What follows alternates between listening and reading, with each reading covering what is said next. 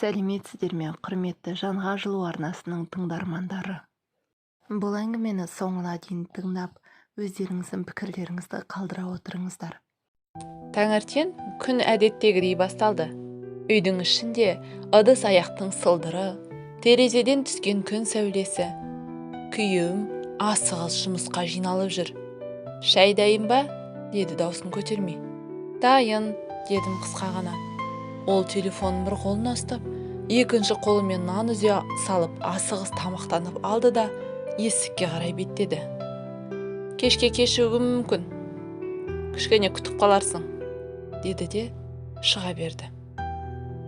Есіктің жабылған дауысын естігеннен кейін үйдің іші тым-тырыс болып қалды. Сол сәтте менің ішімде бір түрлі қуыс пайда болды. Күн сайынғы бір сарынды өмір, бір сөздер, бір әрекеттер жүрегім қысыла берді. Мүмкін мен өзімді жоғалтып алған шығармын, дедім іштей. Осы ойдан кейін күтпеген шешім қабылдадым. Бір күнге жоғалып кетейін бе? Телефонды өшіріп тастадым. Кішкентай сөмкемді алып, пойызға билет алдым да қала сыртына жолға тарттым. Пойыздың терезесінен сыртқа қарадым. Далада өзгеше әдемі көрініс. Әрбір үй, әрбір ағаш, әрбір адам маған мүлдем жаңа әлемдей болды. Күн түске таянғанда шағын қалаға жеттім. Бейтаныс көшелер, тып-тыныш, өзімді басқалардың өмірінде кездейсоқ жүріп қалған кейіпкердей сезіндім. Кафеға кірдім, кофе алдым. Жан-жағымда күліп отырған адамдар.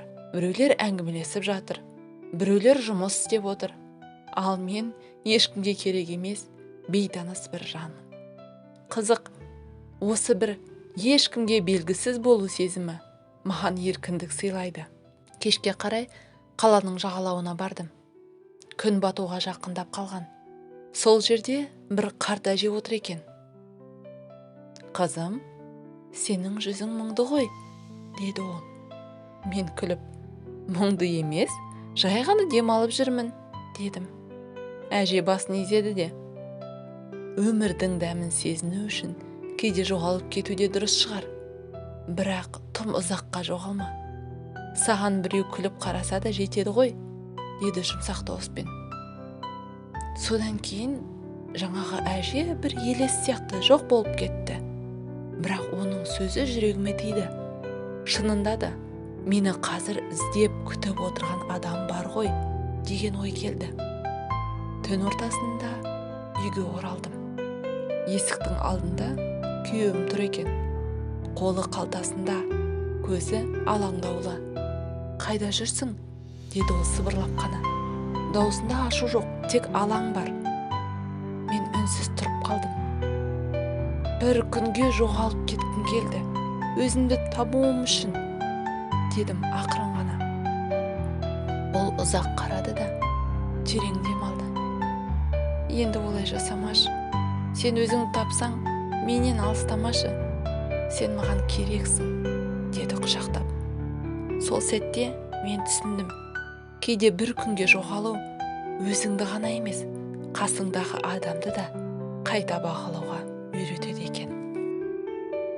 Егер әңгімені соңына дейін тыңдасаңыз, ұнап жатса лайк басып, пікір қалдыруыңызды сұраймын.